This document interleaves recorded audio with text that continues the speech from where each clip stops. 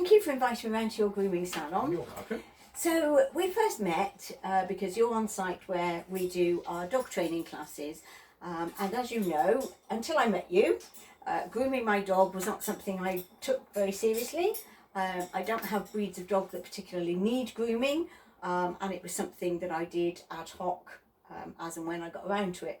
But you've made me realise that there's a lot more importance to it. It's not just about making your dog look pretty.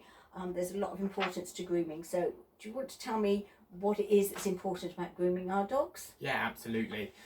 Grooming is very important, and it doesn't matter what hair type they are.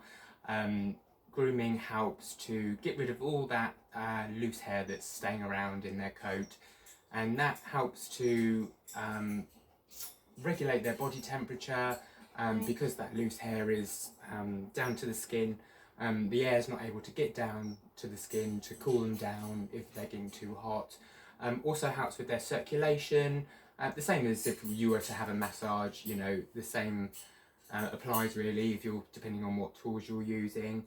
But it also, it's important because if your dog isn't groomed, you may not pick up little things that you would do if you were grooming, little lumps, rashes, that type of thing. A lot of people that go to the vets, they've been sent there because their groomers picked something up and they just That's interesting. out. Yeah. So how often, let's take away the dogs that need sort of like hand stripping and like your cockapoos and things that don't molt and need grooming regularly like that. Yeah. How often would you say, for those of us with dogs at home that don't go to groomers, how often should we be brushing them? Yeah, I mean, to be honest, they should really be brushed quite regularly.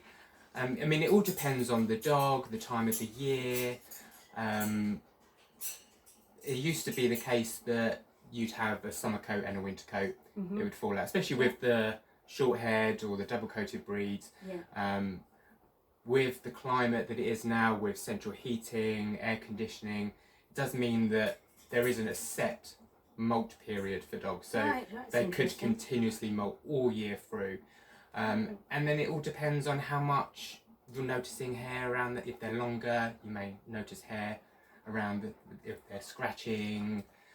So it all really is on an individual basis, but they should have regular grooming. Okay, that's interesting what you say about their coats and the difference now, because I still think my dog has a winter coat and a summer coat. So it's quite interesting to think actually climate change is not just affecting us as humans, but it's also we don't have a winter and a summer really anymore, it's more or less a constant temperature all the way through, and that does affect the coat. And also other environmental factors, hormones can affect the growth of the coat.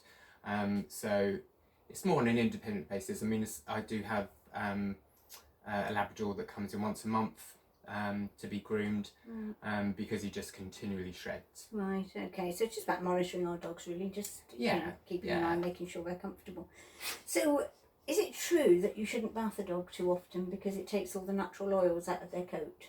No, I mean, years ago perhaps that would have been the case. The way that shampoos are developed now, they're so much kinder to the dog's skin.